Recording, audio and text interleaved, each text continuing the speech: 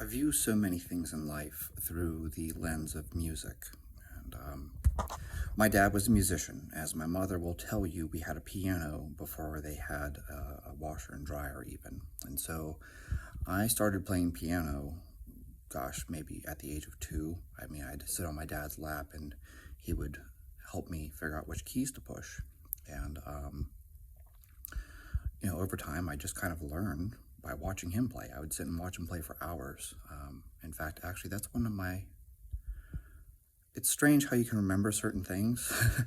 So, like some of my furthest back memories, I tell my mom this story. Oh, I remember this time Dad was playing this song, and he was surprised because I turned the page for him. And she's like, yeah, you were 3. I don't know how it is that I can remember something from when I was 3, but I can't remember what I ate for breakfast. But anyways, the point being that I grew up with music, and so I see things through the lens of music.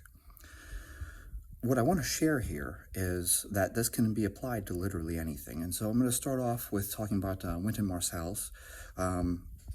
He made a quote about learning like music theory and all this stuff like that, and then you forget all that shit and just play.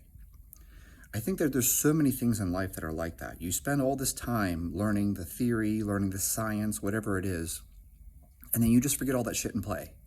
It's like hockey. You spend all this time learning all these drills, practicing all these skills, all this stuff like that, and then you just forget all that shit and play. That's how a lot of things are in life. Think about learning how to drive. You had to spend all this time focusing on what you're doing, right? It's that first you're unconscious incompetent, then you become conscious incompetent. So now that you're aware that you're incompetent, then you become conscious competent. So now you have to think really hard, but you can do it. And then you become unconscious competent, where you just drive from point A to point B, and you get there and you're like, holy shit, I don't even remember driving here. So there's the first lesson that I take from music, is you learn all this music theory and all this stuff like that. You learn your scales, you learn your modes, etc. You figure all that shit and just play. Yeah. And I'll make a point real quick. I realize that I'm not a musician. I haven't been able to play guitar or piano in at least 2 years now. The doctors tell me that the loss of my hands is just normal aging, but I kind of find that hard to believe because my dad, was able to play right up until he had chemotherapy, which destroyed his hands. So I kind of feel like I'm not that old, but the doctors tell me I am, and it's normal for you to not be able to play guitar and piano anymore. So whatever. So I'm not calling myself a musician, but maybe I used to be a musician. Anyways, just thought I should make that point that I don't play anymore. I don't want to mislead people or something. The next thing I want to think about is breaking all the rules, right? And so you look at someone like Dick Dale. Wow. Left-hand guitar strung in reverse. What? Yeah. That's weird. Who does that? I think he's like the only guitarist I've ever seen do that. Mr. Lou. Wow, what a weird way to string your guitar. And he did it. And I want you to understand something important about Dick Dale. This is really important. Why are amplifiers made the way they are now? Because he would play and the amplifier would burst into flames. I want you to stop and think about that for a moment. Dick Dale would literally make the amplifier burst into flames. So Fender changed the way that they made amplifiers because of this guitarist, like one person. Because of the way he played, we had to change the way we make amplifiers. That's crazy. And watch him play. Like, he'll do weird things, like reaching over the neck from the wrong side and doesn't use his fingers properly, doesn't use his thumb properly, which brings up another person, Jimi Hendrix. Jimi Hendrix, what the... if you're a guitar instructor, you're cringing right now. Jimi Hendrix would play bar chords and he'd wrap his thumb around. Who does that? You're using your thumb to play the bar chord? It's all wrong, right? But it isn't. It's this mastery thing, right? You forget all that shit and just play. And so this is one of those things to point out to people, and I'll talk about sports because that's what I do now as a coach, right? And I tell people all the time, the elite athletes get to break the rules. You don't, but they do. So people point something out to you. Let's take Olympic weightlifting, and they're like, oh, Lasha doesn't front squat. Well, he does because he cleans it first and then he does a front squat. But, Lasha doesn't front squat, or so-and-so doesn't back squat. They only front squat, or some other lifter, only does whatever. They all have these different things, right? This lifter over here doesn't do front squats. He only does back squats. And this lifter over here doesn't do back squats and he does front squats. And it's like, yeah, because they're elite. So they get to break the rules now. But I guarantee when they were starting out and they were developing, they did the basics. They did front squats, they did back squats. Once they mastered those things, they got to break the rules and be like, fuck it, I'm only doing front squats from now on. You follow what I'm saying? It's like once you reach this elite level, this high level, you can break the rules. So Dick Dale can break the rules. Jimi Hendrix can break the rules. Miles Davis can break the rules. Doesn't mean you can. If you're a beginner, if you're learning the basics, you can't do that. But once you reach the elite level, yeah, you can break the rules. You can do this improperly. And then I'll point out to you that once in a while, someone always comes along and changes the game.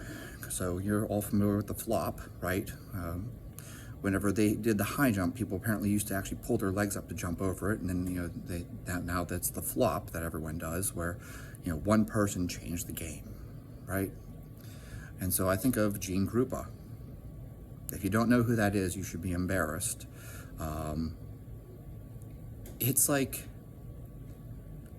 he just changed the drums forever, because now the drum suddenly became like a solo instrument.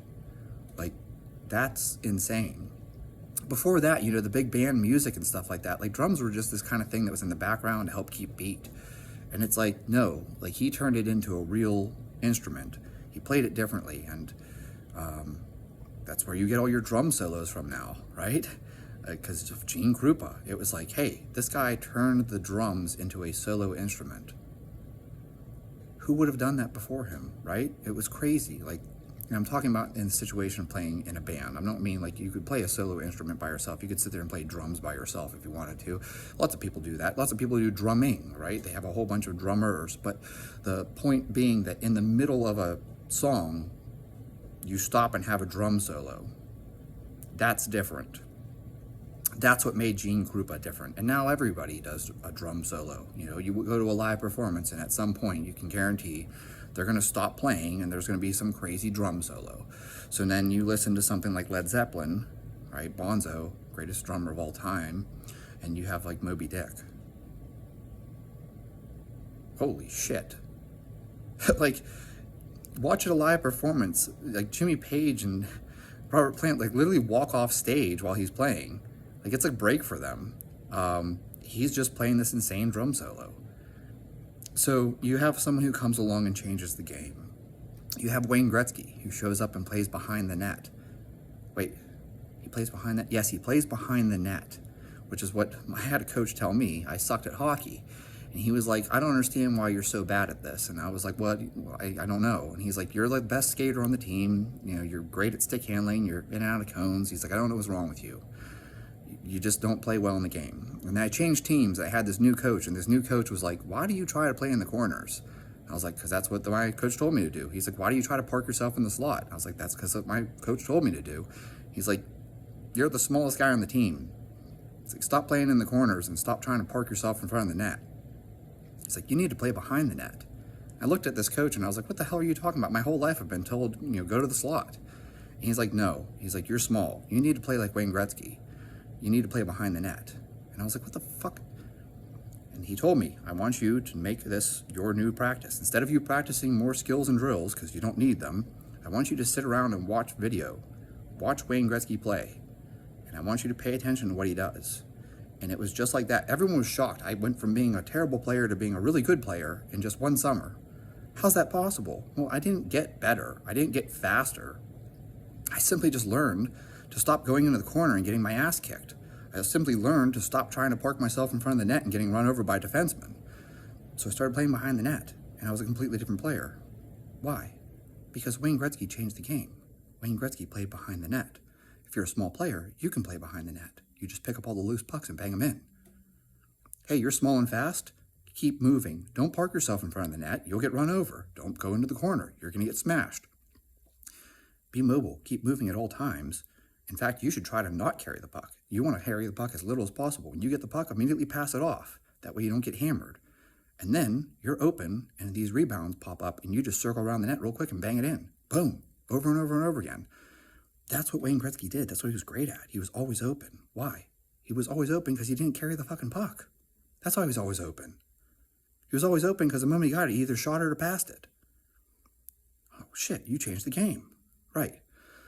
So, my point is this. I used music to paint this, and then I use sport because sport is my other language, right? But I want you to understand you guys can apply this to anything. I don't care if you're doing you're writing computer programming or you're doing whatever it is that you do.